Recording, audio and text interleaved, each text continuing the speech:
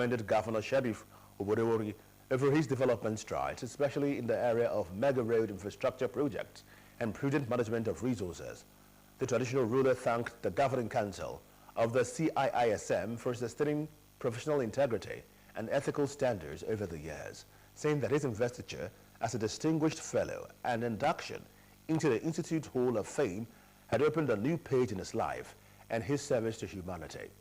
The Registrar and Secretary of the Council, Dr. Adilanke Onyitoke, while performing the investiture ceremony, described Ovie Ogenewogaga Ebele as a distinguished traditional ruler and a shining example of royal dignity, class and selfless service to humanity and to his subjects in Aboroto Kingdom.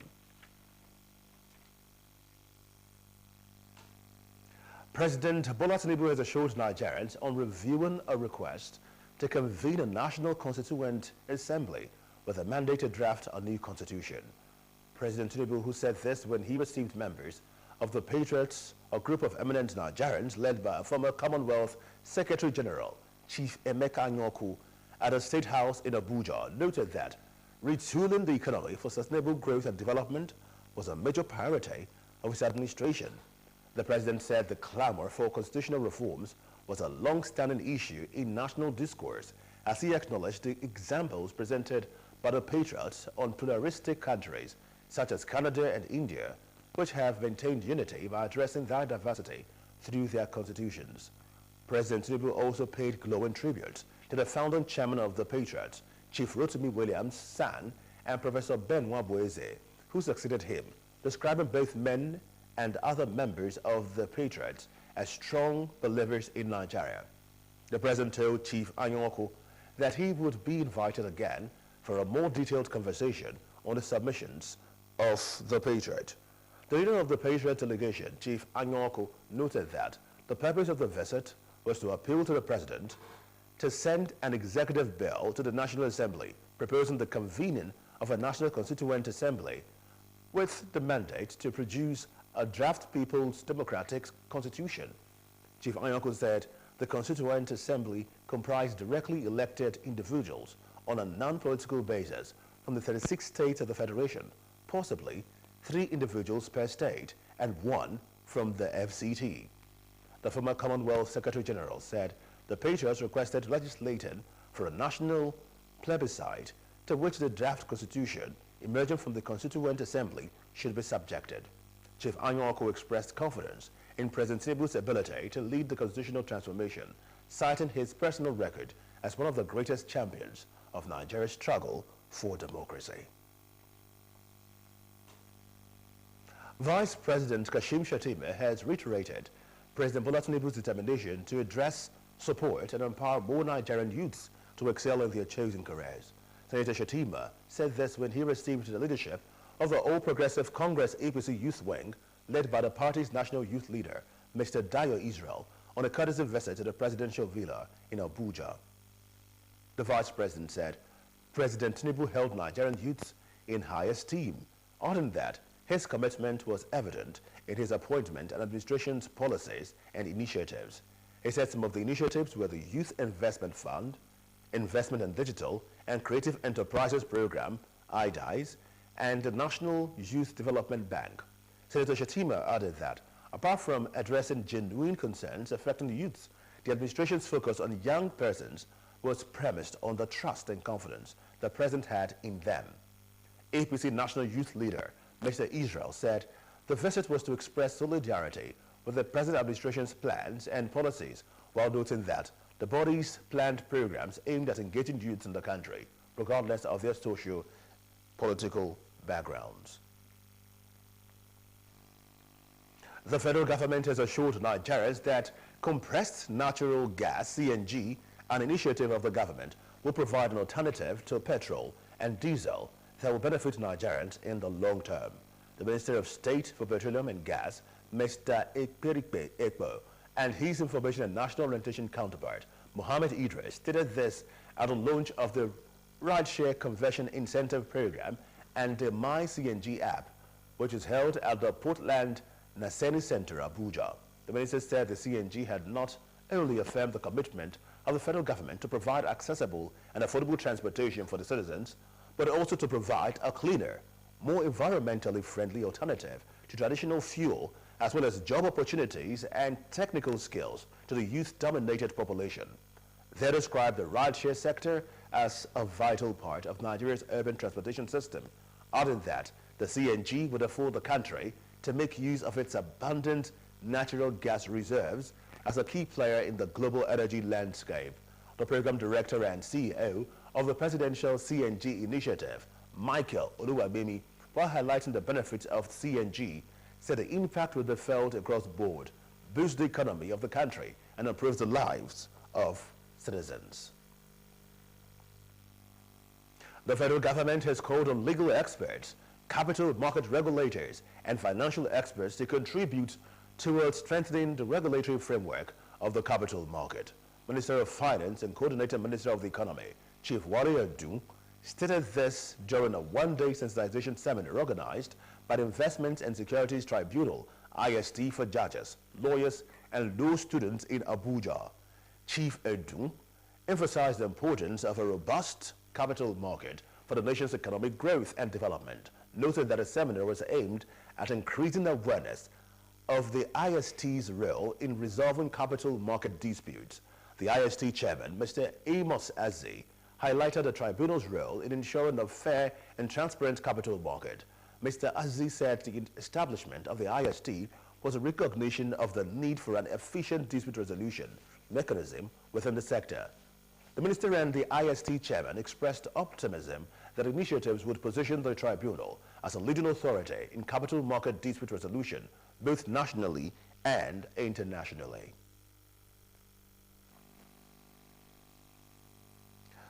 The Minister of Environment, Mr. Balarabe Lawal, has revealed that only 1 in 10 households in the country use clean energy sources and technologies for cooking. Mr. Lawal, who made his statement signed by the head of Press and Public Relations Unit, Mr. Ibrahim Haruna, in Abuja, also noted that implementing the National Clean Cooking Policy of Nigeria is expected to create around 10 million direct jobs for young people. The minister stated that Nigeria is facing a silent energy crisis, as traditional cooking with firewood and other polluting fuels such as kerosene and charcoal was claiming lives, causing deforestation and contributing to climate change, while also placing a burden on women. He noted that clean cooking solutions will save lives, empower women and youths, improve livelihoods, and combat climate change. The ministry had, in May 2022, inaugurated a National Clean Cooking Committee as part of its process of building the framework for the expansion of clean cooking energy access in Nigeria, and the committee had developed the draft National Clean Cooking Policy, which was validated to achieve access to clean cooking energy solutions for the households and institutions by 2030. The National Clean Cooking Policy of Nigeria was approved by the Federal Executive Council in March this year, with a policy aimed at mitigating greenhouse gas emissions, improving health, creating jobs, enhancing livelihoods, protecting the environment, preventing deforestation, and helping families, institutions, and businesses to save time and money. The minister said it would enable Nigeria achieve the national determined contribution target, net zero, by 2060, the energy transition plan, and the carbon-neutral clean cooking future by the year 2060. Mr. Lawal stressed that the ministry had visited major local clean cook stove manufacturing companies in Nigeria for collaboration to scale up the production of clean cook stoves and briquettes using local raw materials, as well as train youths in production skills. The Economic Community of West African States, ECOWAS, has taken a significant step towards enhancing its regional security with a move to establish a standby force. The chairman of the ECOWAS Committee of Chiefs of Defense Staff, CDS, General Christopher Musa, stated this at the end of the 42nd ordinary meeting of the ECOWAS Committee of Chiefs of Defense Staff in Abuja. The three-day meeting, attended by the Chiefs of Defense Staff of the member states, high-ranking military officials, ambassadors, and representatives from member states, focused on key issues such as the proposed ECOWAS security support in Sierra Leone and the activation of the standby force. Participants also deliberated on the operationalization of the logistic department in Sierra Leone and other ECOWAS peace support operations. General Musa said the establishment of the standby force was a testament to the commitment of ECOWAS member states to collective security and stability in the region, adding that the force was expected to enhance the region's capacity to confront and support contemporary and futuristic security challenges. The chairman of the ECOWAS CDS, who also highlighted the need for continued collaboration among member states to include increased progress, sharing resources and leveraging each other's strengths to maximize impact and achieve shared objectives, noted that the establishment of the standby force would address emerging threats and ensure economic growth and development in the region. The Defense Headquarters has said the Armed Forces of Nigeria stands firm and resolute in defending democracy and rejects any form of unconstitutional change of government in the country. A statement by the Director, Defense Media Operations, Major General Edward Buba, said the military would not allow enemies of democracy to derail the democratic process in the nation, noting that, as part of its mandate as a force, it remains committed to ensuring that democracy thrives in the country. It stressed that the military will not relent in tackling threats to ensure stability in the nation. The statement added that troops during the week killed 108 terrorists, arrested 172, and rescued 214 hostages. Still talking security matters, the Nigeria Police Force has clarified that its personnel carried out the operation at the Labour House in Abuja in a bid to arrest a foreign national under investigation. A statement by the police force headquarters, signed by the police spokesman, Mr. Olumuyiwa Adejobi, said the Nigerian Labour Congress NLC Secretariat was not the focus of the operation, as well as the coordinated lawful operation was solely aimed at apprehending the prime suspect implicated in numerous criminal activities across Nigeria and other African countries. The force headquarters said the prime suspect was traced to a shop within the building in the Central Business District, Abuja, where detectives armed with the appropriate legal authority conducted an operation at a location which turned out to be the NLC building. It will be recalled that on August 7, a press release issued by the NLC's head of media and public relations alleged that officers of the Nigeria Police Force, along with some individuals in black T-shirts and others in plain clothes, raided the Labour House. The police clarified that the prime criminal suspect was traced to a rented shop within the NLC building, used by him as a front for his criminal activities in Nigeria. The security agencies sought the cooperation and support of the NLC leadership in the ongoing investigation, noting that collaboration was vital to safeguarding the nation and other African nations.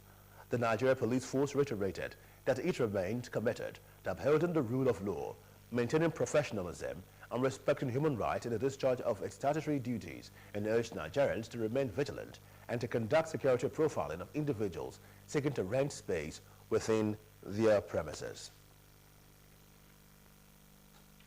Still to come, Super Eagles to begin quest to qualify for the 2025 CAF Africa Cup of Nations in Morocco. And abroad, Russia imposes counter-terrorism operation regime in 3 regions. Stay with us.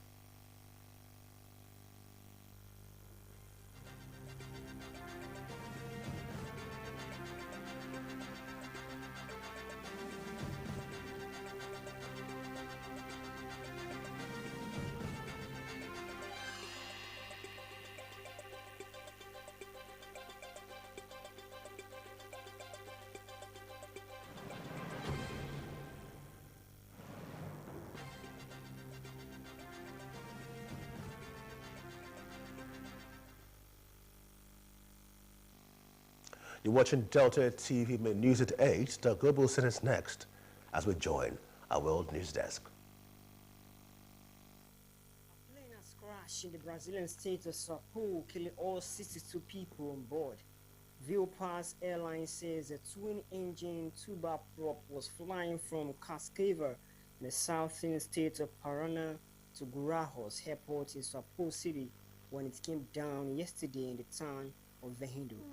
Footage circulating on social media shows the plane descending vertically, spirally as it falls. After initial uncertainty over the number of people on board, ViewPass confirmed today that the ATR 72-500 was carrying 58 passengers and 4 crew, and there were no survivors. Brazil's President Luiz Inácio Lula da Silva expressed solidarity with the families and friends of the victims. Sao State Governor Tarcísio Gomes de Freitas declared 3 days of mourning. The authorities said the flight recorders had been retrieved. ATR, the French-Italian plane maker, said it would cooperate with the investigation. The plane landed in a residential area, but no one on the ground was injured. Officials say only one home in a local condominium complex was damaged. Russia has imposed a counter-terrorism operation regime in 3 regions to try to halt as Ukrainian troops. The authorities in Kursk, Belgorod, and Bryansk region on border with Ukraine now restrict movements of people and vehicles and use phone tapping among other measures. This comes as the Ukrainian offensive into Kursk region is now in its 5th day. Kyiv has not openly admitted the incursion. Reports say Ukrainian troops are threatening to seize one regional town as they fight more than 10 kilometers inside Russia, the deepest advance since Moscow launched its full-scale invasion of Ukraine in February 2022.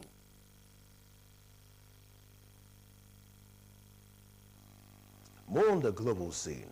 Russia has imposed a counterterrorism operation regime in 3 regions to try to halt a surprise cross-border incursion by Ukrainian troops. The authorities in the Kursk, Belgorod, and Bryansk regions of the border with Ukraine can now restrict the movement of people and vehicles and use phone tapping, among other measures.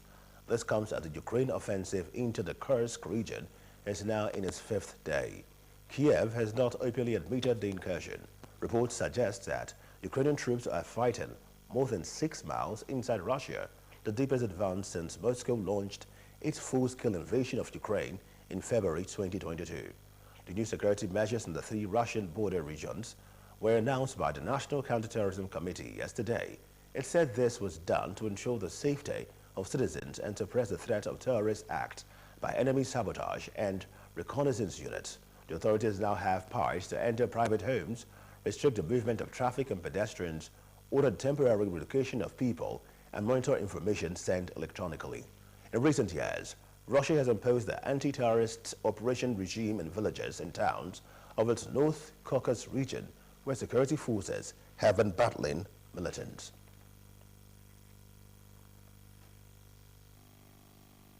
Let's join our business news desk for happenings in the business sector.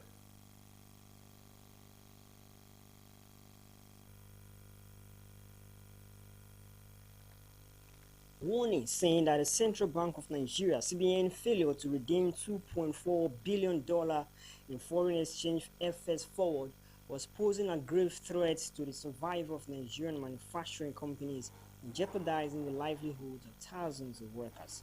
The Director General of MAN, Mr. Segun Ajayi-Kade, emphasized the critical nature of the situation in a report titled "The Implications of the Continued Unsettled Forex Forward" by the CBN and its impact on the manufacturing sector, asserting that the non-payment of FX forwards has severely crippled affected companies, pushing many towards bankruptcy.